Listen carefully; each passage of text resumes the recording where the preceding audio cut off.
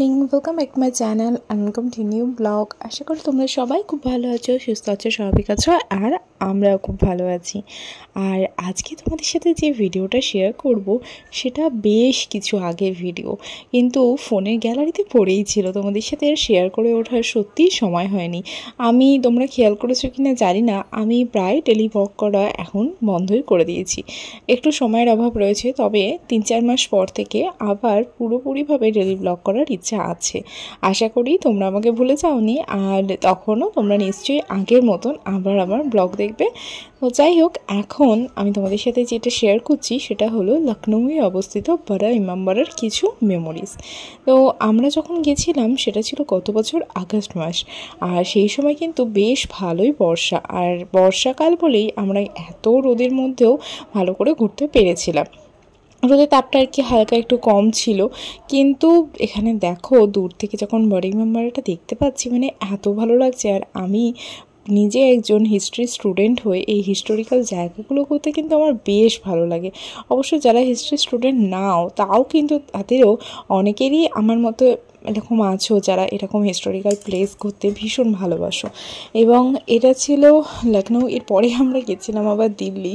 তো সেই দিল্লি ভিডিও তোমাদের সাথে আমি আস্তে আস্তে শেয়ার করব। তো দেখো, আমরা এখন বাড়ি মেম্বারের মধ্যে ঢুকে গেছি, এবং এখানে ঢোকার পরে এখানে তোমরা যে তোমাদের কিন্তু গাইড লাগবে, এবং গাইড এখানে থাকে, ওরা একটা গ্রুপ করে নেয় আর কিছু টাকার বিনিময়ে ওরা করে। কিন্তু তোমরা একটু খেয়াল রাখবে যেন কোনোভাবেই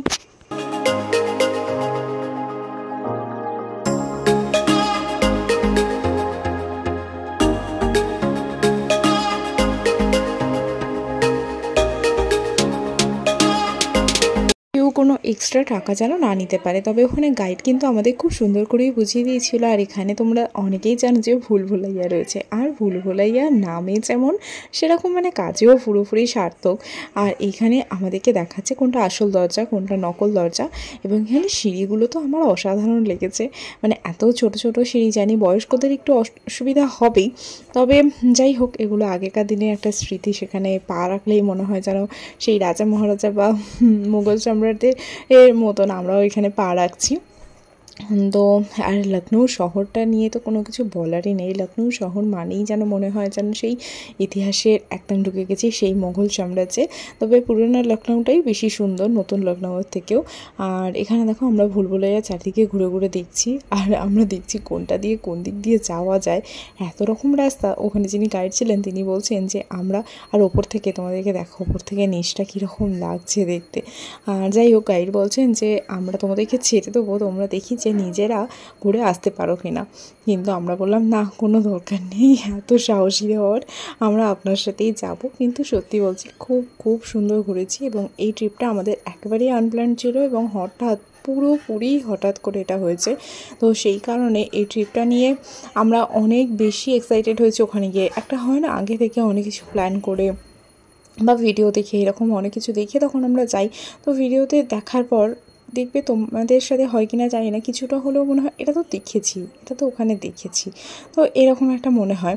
কিন্তু যখন আমরা পুরোপুরি আনপ্ল্যান থাকি, কোনো রকম আগে থেকে কোনো ভিডিও দেখা বা কিচ্ছু জানি না, কিছু দেখিনি, ফার্স্ট আমরা চোখের সামনে ওখানে গিয়েই দেখছি, তখন কিন্তু সেই দেখার মজাটা আমার ব্যক্তিগতভাবে মনে হয় অনেক বেশি। এবং আমরা যখন প্ল্যান করে যাই তখন আমাদের ভিডিও বা এই সমস্ত কিছু দেখতেই হয়, যেহেতু আমরা নিজেরাই ঘুরি, তো তখন না দেখেও উপায় নেই।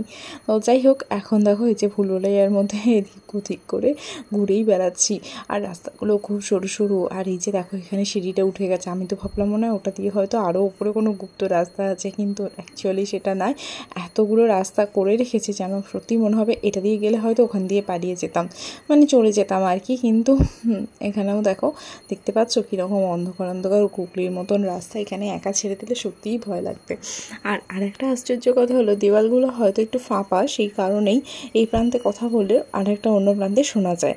তো সব মিলিয়ে আমাদের এই লখনৌ ট্যুরটা কিন্তু বেশ ভালোই ছিল। আশা করি তোমাদেরও খুব ভালো লাগছে। তবে এইগুলো তোমরা একদিনেই ঘুরে কমপ্লিট করে নিতে পারবে, কোনো অসুবিধাই হবে না। এবং সেটা যে কোনো তাড়াহুড়ো করে করতে হবে সেটাও নয়। তো সেই কারণে আমাদের হাতে একটা দিন সময় ছিল বলে আমরা ভাবলাম তাহলে লখনৌয়ের এত কাছে আছি যখন ঘুরেই আসি। আমরা বেসিক্যালি গেছিলাম কানপুর। তোমাদের সাথে এর আগে ভিডিও আমি শেয়ার করেছিলাম, আমি এখানে লিঙ্ক দিয়ে দেবো, যে তোমাদের আগের ভিডিওতে আমরা কোথায় কি গেছি না গেছি সব কিছুই দিয়ে দেবো। যেহেতু ভিডিওটা অনেক দিন আগের ছিল তো সেই কারণেই আমি বলছি যে লিঙ্ক দিয়ে দেবো, যদি চাও তো দেখে নিতে পারো। এই যে আমাদের গাইড ছিলেন, তো দেখো এখানে কি অবস্থা, মানে উনি তো আমাদের সাথে কনস্ট্যান্ট কথা বলছেন করছেন বলে ঘেমে একদম স্নান হয়ে যাচ্ছেন, তার সাথে আমরাও কিন্তু কম ঘামছি না। তার সাথে রয়েছে হচ্ছে মোবাইলের এত ফ্ল্যাশের আলো, আর এখানটা না এত অন্ধকার যে মোবাইলের ফ্ল্যাশ না জ্বেলে যাওয়াটা একেবারেই পসিবল হচ্ছে না। কিছু কিছু জায়গা একটু উঁচু নিচুও আছে, একবার হোঁচট খেয়ে মুখ থুবড়ে পড়লে আর দেখতে হবে না। তো যাই হোক, এখান দিয়ে আমরা যাচ্ছি, এখানে আমাদের প্রায় অনেকগুলো টিম, মানে টিমের অনেকজন রয়েছে যারা আমরা একসঙ্গেই যাচ্ছিলাম। দেখো তোমাদের সাথে অল্প অল্প করে আমি সমস্ত কিছু শেয়ার করার চেষ্টা করেছি, কিন্তু উনি বারবার বলছিলেন এখানে ভিডিও করা যাবে না, ভিডিও করা যাবে না। কিন্তু কে কার কথা শোনে, ভিডিও না করলে এই স্মৃতিগুলো কোথায় রাখবো বলো? চোখে দেখে আসলাম, সেগুলো তো মনেই থেকে যাবে। এই যে তোমাদের সাথে শেয়ার করতে পারছি, বা আমিও পরবর্তীকালে কখনো চাইলে এই ভিডিওগুলো দেখতে পারবো, তখন আমারও কিছু মনে পড়বে। তো যাই হোক, এখানে দেখো আমরা যাচ্ছি এখন, ভুলভুলাইয়ার রাস্তাটা কিন্তু এখনও শেষ হয়নি, গার্ড আমাদেরকে বুঝিয়ে নিয়ে যাচ্ছেন। আর যেহেতু আমরা গেছিলাম জুলাই আগস্ট মাস করে, মানে আগস্টের শুরুর দিকেই, তো সেই কারণে এই সময় প্রচণ্ড গরম ছিল। আর সেই তার মধ্যে বর্ষাকালে তো একটা ভিজে গরম থাকেই। আর এই দেখো সিঁড়ি দিয়ে আমরা কোথায় এখন উঠছি, আর সিঁড়িগুলো দেখেছো বেশ খাড়াই, কিন্তু জায়গাটা স্পেসটা তো কমই, তার সাথে অনেকটা খাড়াই সিঁড়ি, বয়স্করা আসলে একটু অসুবিধাই হবে। কিন্তু তোমাদের দেখো একদম ওপরে উঠে চলে আসলাম, আর এখানে এসে আমরা প্রচুর ছবিও তুলেছিলাম। আর আমরা সত্যিই বলছি খুব মজা করেছি, এবং আমরা দুজনে মিলেই এই ট্যুরটা করেছিলাম। তো সেই কারণে আমাদের কোনো সেভাবে অসুবিধা হয়নি, কিন্তু বয়স্করা আসলে একটু অসুবিধা হওয়ারই কথা। তো যাই হোক, একটু কষ্ট করে উঠলে আর কি এত সৌন্দর্যটা মিস করবে না, খুব ভালোই লাগবে। আর এখানে আমরা এই ছাদটায় ঘুরে এবার বেরিয়ে যাচ্ছি। আর সেই ছাদে ঘোরার সময় আমাদেরকে বলেছিল যে এখান থেকে এবার আপনার ফেরার সময় একা ফিরবেন, কিন্তু আমরা কেউই একা ফিরতে চাইনি। আর এখানটাই দেখো সেই জায়গাটা যেখানটা মানে কান দিলেই তোমরা হয়তো অন্যদিকে কেউ যদি কথা বলে সেই কথাটা শোনা যায়।